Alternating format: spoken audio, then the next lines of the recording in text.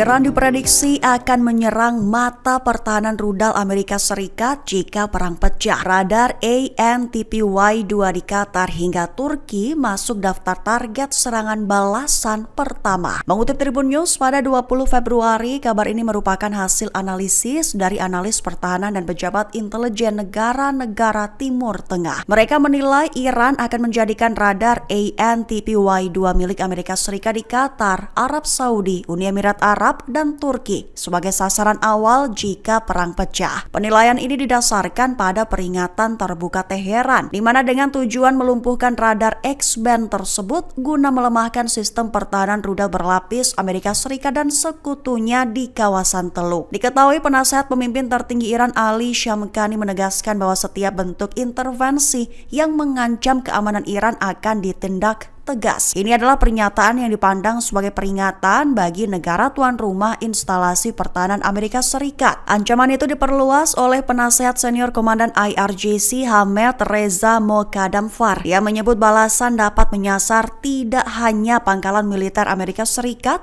tetapi juga aset milik Donald Trump di Uni Emirat Arab.